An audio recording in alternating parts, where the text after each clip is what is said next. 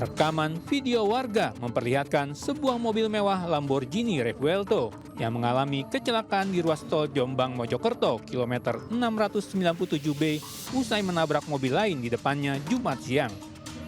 Akibat tabrakan ini, supercar miliaran rupiah itu mengalami kerusakan cukup parah di beberapa bagian. Sementara mobil yang ditabraknya rusak di bagian belakang dan muatan yang dibawanya tumpah berantakan. Beruntung, baik pengemudi dan penumpang Lamborghini serta dua penumpang mobil yang ditabrak tidak mengalami luka serius. Diduga kecelakaan dipicu pengemudi Lamborghini yang hilang kendali hingga menghantam mobil di depannya. Menurut informasi, Lamborghini kuning yang terlibat kecelakaan ini adalah milik CEO Thrift Gabriel Ray. Kecelakaan ini ditangani unit PJR Jatim 3 yang langsung melakukan olah TKP dan meminta keterangan saksi.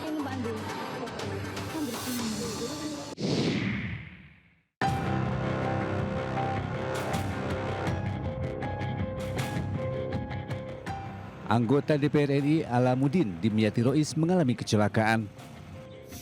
Mobil yang ditumpanginya menabrak truk Fuso di Jalan Tol Pemalang Batang KM 315 900 jalur A wilayah Desa Karangasem, Petarukan, Pemalang, Jumat dini hari. Dalam kecelakaan itu, Awaluddin Dimyati Rois dan sang sopir Arya Maulana mengalami luka berat dan berhasil diselamatkan. Sementara dua penumpang lainnya meninggal dunia yakni Piki Nopitasari, tenaga ahli anggota DPR RI, dan Muhammad Balia, warga Kaliwungu, Kendal. Kurang lebih di kilometer 315 plus 900 meter di ruas jalan A dari Jakarta ke Semarang. Dua meninggal dunia, kemudian dua luka berat, kemudian satu selamat. Baik, salah satu identitas dari korban terkonfirmasi sebagai salah satu anggota Dewan. Alamuddin Dimyati Rois yang mengalami luka berat kini berada di Rumah Sakit Umum Budi Rahayu, Pekalongan. Sementara korban Arya Maulana, supir, dirawat di Rumah Sakit Islam Al-Ikhlas, Pemalang. Untuk kedua jenazah kini sudah diambil pihak keluarga untuk dimakamkan. Dari Pemalang, Jawa Tengah, Suryono Soekarno, iNews melaporkan.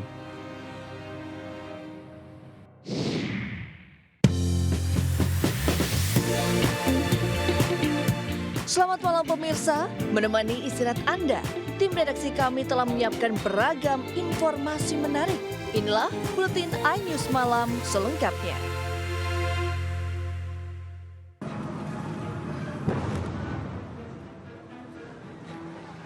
Video amatir warga merekam kebakaran hebat yang melanda gudang tempat penyimpanan etanol di kawasan pergudangan Tambak Langon, Surabaya, Jawa Timur. Dalam video, tampak beberapa pekerja berhamburan menyelamatkan diri ketika terjadi ledakan di gudang nomor A10 yang terbakar. Hebatnya ledakan membuat atap dari bangunan terbang dan tersangkut pada kabel listrik di depan gudang. Akibat kebakaran tersebut terjadi 5 kali ledakan keras dari dalam gudang.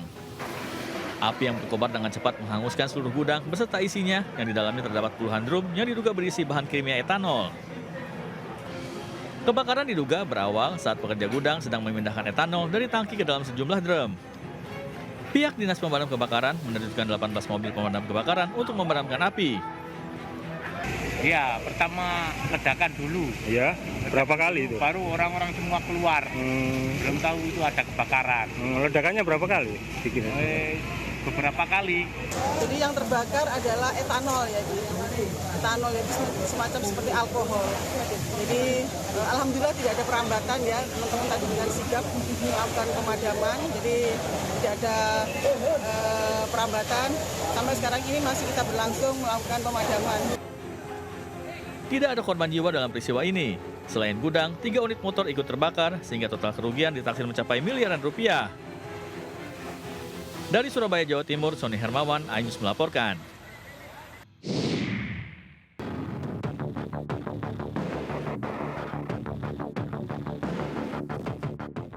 Satreskrim Polres Metro Jakarta Selatan menetapkan 10 orang tersangka dalam bentrokan yang terjadi di Jalan Kemang Raya, Mampang Perapatan, Jakarta Selatan. 7 tersangka ditangkap di wilayah Prapanca, 2 orang di dalam kendaraan di Jalan Antasari, sementara 1 orang menyerahkan diri. Selain mengamankan para pelaku, Satreskrim Polres Metro Jakarta Selatan juga menyita sejumlah barang bukti seperti 4 pucuk senapan angin jenis PVC, 3 buah senjata tajam, 1 unit mobil, dan 8 telepon seluler. Saat ini tim Satreskrim Polres Jakarta Selatan masih melakukan pengejaran terhadap satu orang yang diduga menjadi otak penyerangan tersebut. Untuk mempertanggungjawabkan perbuatannya, para tersangka dijerat pasal Undang-Undang Darurat terkait kepemilikan senapan dan senjata tajam dengan ancaman kurungan maksimal 20 tahun penjara.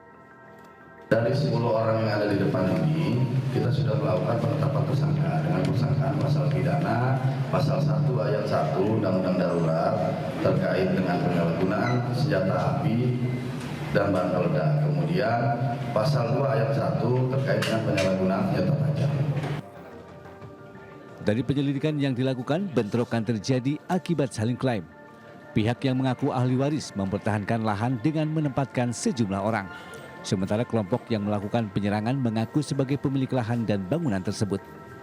Dari Jakarta Selatan, Den Helmi Sajangbati, iNews melaporkan.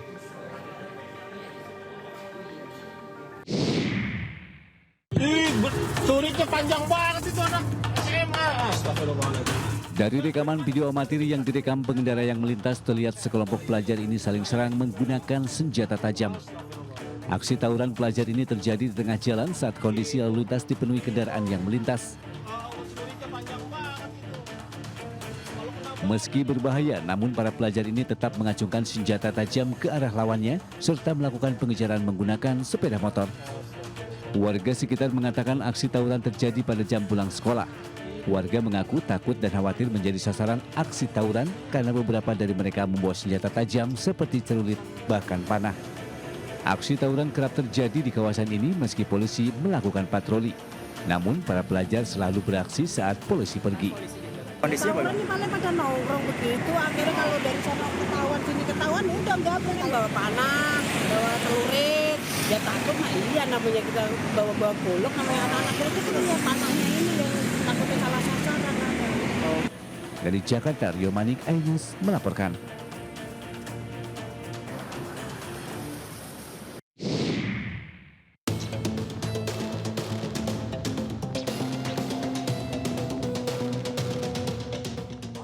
Usai meresmikan sekolah militer bagi siswa yang nakal, Gubernur Jawa Barat Deddy Mulyadi mengungkapkan mekanisme siswa yang masuk ke markas TNI.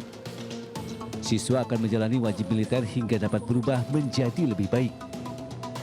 Selain itu, siswa yang dikirimkan ke markas militer mulai dari tingkat SMP hingga tingkat SMA. Lamanya siswa menjalani wamil tergantung perubahan perilaku siswa mulai dari 1 hari hingga 1 tahun lamanya. Pemerintah Provinsi Jawa Barat akan terus menjaring siswa yang ditangkap oleh pihak kepolisian untuk dapat masuk ke program wajib militer di Rindam 3 Siliwangi. Nantinya, jika orang tua tidak memasukkan anaknya ke barak militer harus bertanggung jawab jika anak tersebut kembali berbuat onar. Yang direndam SMP sama SMA. SMP sama SMA. Iya, SMP. Nginep, masa pulang pergi? Ya tergantung perkembangan pertumbuhannya. Nanti kan disesuaikan. Jadi penyerahannya harus oleh orang tua. Tidak boleh penyerahan di luar orang tua. Tapi kalau orang tuanya saya masih sanggup mendidik, bikin surat pernyataan dong. Sanggup mendidik. Nanti kalau ada terjadi kriminal lagi, orang tuanya di situ harus ada tanggung jawab. Program wajib militer bagi anak nakal ini sudah diterapkan pada hari ini. Sudah ada 69 siswa yang masuk markas TNI untuk dibina agar lebih baik. Dari Bandung, Jawa Barat, Ervan David, iNews melaporkan.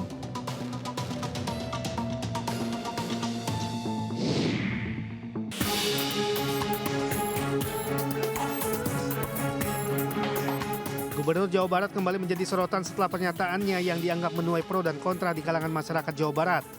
Orang nomor 1 di Jawa Barat itu menyebut jika penerima bantuan sosial harus menjalani vasektomi atau KB untuk pria.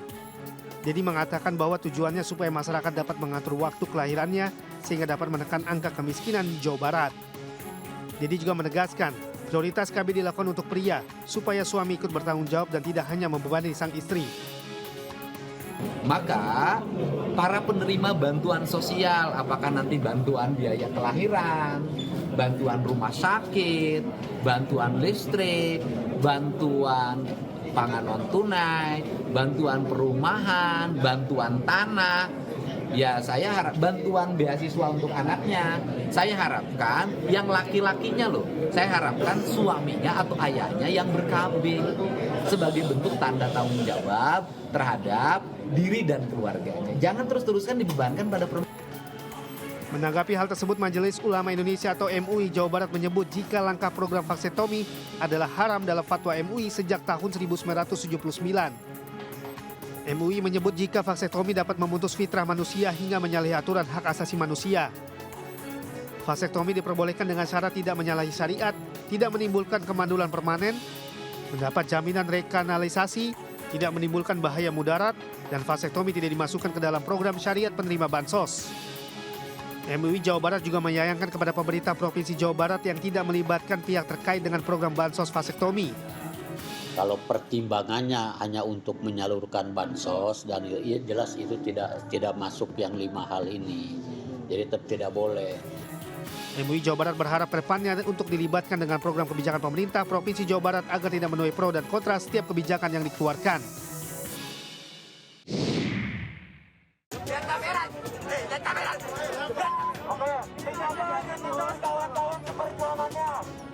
Suasana mencekam terjadi saat seorang intel polisi disandra ratusan demonstran di tengah berlangsungnya aksi unjuk rasa peringatan Hari Buruh di kampus Universitas Diponegoro, Semarang, Jawa Tengah, Kamis malam. Para demonstran menyandra intel Polda Jawa Tengah itu selama lebih dari 4 jam. Upaya aparat kepolisian membebaskan rekannya yang disandra demonstran awalnya berlangsung alot.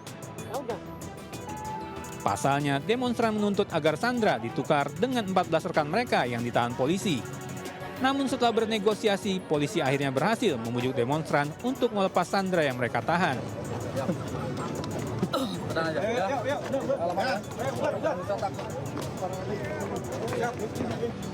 Aksi unjuk rasa sendiri nyaris diwarnai bentrokan setelah sempat terjadi aksi pelemparan batu.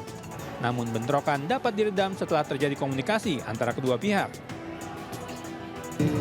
Malam ini ada 4 rekan kita mahasiswa sudah dipulangkan dari kantor karena yang bersangkutan secara tidak langsung ada di tempat tapi tidak terkait dengan kegiatan anarkis. Tapi yang di dalam masih kita lakukan pemeriksaan 14 orang itu semua terlibat dalam anarkis ayo dengan anarkis. Polisi masih melakukan pemeriksaan terhadap 14 pendemo yang terlibat kericuhan. Dari Semarang, Jawa Tengah, Wisnu Wardana, iNews melaporkan.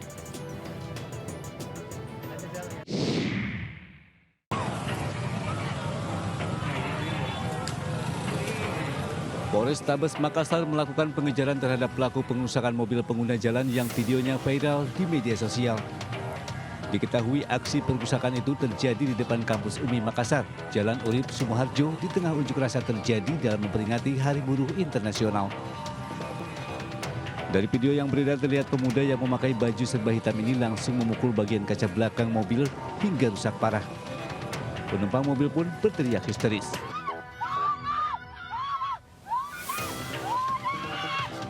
Mobil tersebut melintas tepat di depan pintu timur kampus UMI saat situasi di sekitar lokasi masih dipenuhi massa aksi peringatan Hari Buruh. Dalam video yang sama terlihat seorang perempuan yang diduga anggota keluarga pengemudi keluar dari mobil dalam kondisi panik dan berteriak. Setelah melakukan aksi brutal tersebut, para pelaku dengan cepat membaur ke kerumunan demonstran di sekitar lokasi. Kapolrestabes Kota Makassar, Kombes Pol Arya Perdana, membenarkan adanya kejadian tersebut. Meski belum menerima laporan resmi dari korban, pihak kepolisian tetap berinisiatif melakukan proses penyelidikan dan pengejaran terhadap pelaku. Nanti kita dari face recognition dan beberapa CCTV sudah kita pantau. Mudah-mudahan akan segera kita tangkap pelakunya. Dari Kota Makassar, Muhammad Nurboni, iNews melaporkan.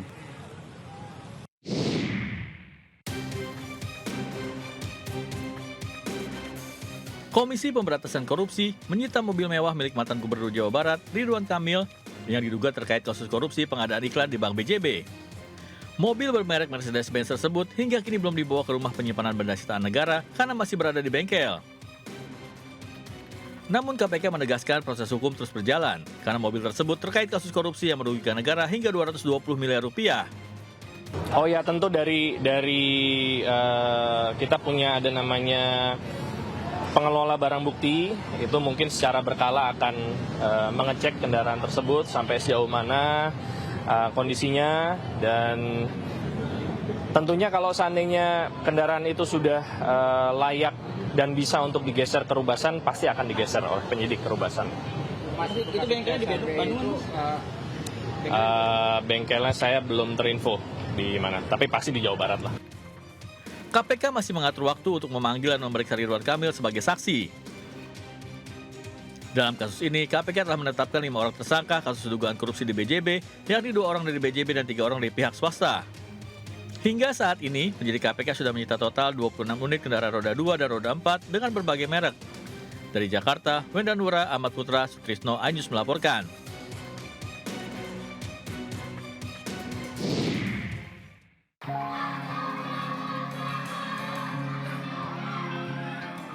Presiden Prabowo menyoroti minimnya fasilitas pendidikan di sekolah saat memberikan sambutan pada acara peringatan Hari Pendidikan Nasional di SDN Cimahpar 5 Bogor, Jawa Barat. Prabowo menyebut sekolah daerah ada yang hanya memiliki 1 toilet untuk siswa sekaligus guru, padahal sekolah tersebut mendapatkan alokasi anggaran yang tidak sedikit. Padahal kalau kita buka-bukaan, anggarannya ada.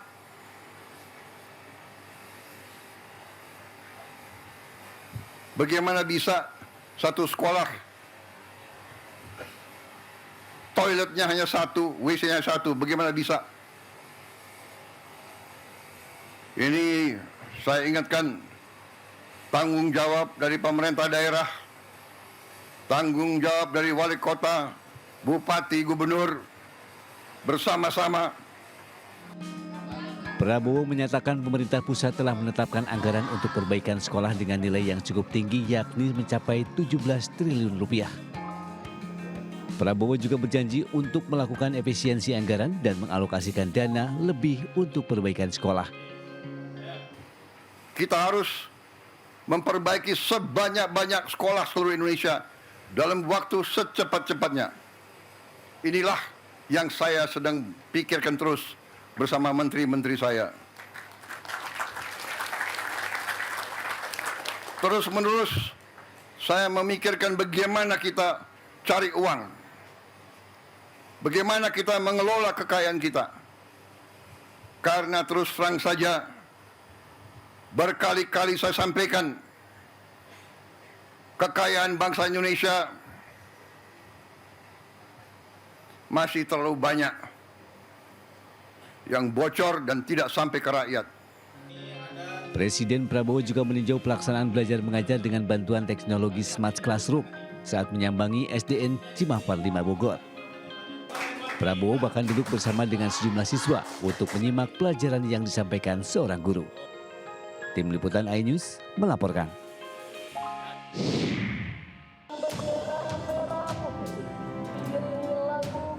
Setelah diserbu pelamar, petugas PPSU kantor Gubernur Jakarta kembali diserbu warga. Kali ini yang menyerbu ratusan siswa dari berbagai jenjang pendidikan di Jakarta.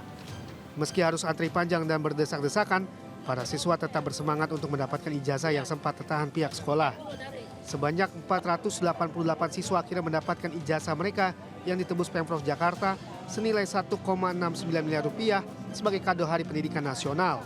Dari ratusan ijazah yang tertahan, pihak sekolah ada yang disebabkan faktor ekonomi keluarga sehingga tak mampu selesaikan tunggakan seperti uang SPP dan lainnya. Pertama berjumlah 117 siswa. Tadi tahap kedua telah disampaikan 371 siswa.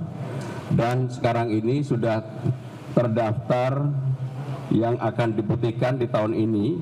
Pembiayaannya juga sudah disiapkan sejumlah 6.652 siswa. Menurut aku ini program yang bagus karena bisa mempelancar siswa-siswi lain ya untuk lebih bisa masuk ke sekolah lain karena nggak ada halangan dari ijazah. Dengan ijazah tersebut, para siswa bisa lebih bersemangat melanjutkan pendidikan ke jenjang yang lebih tinggi. Dari Jakarta, Rani Sanjaya melaporkan.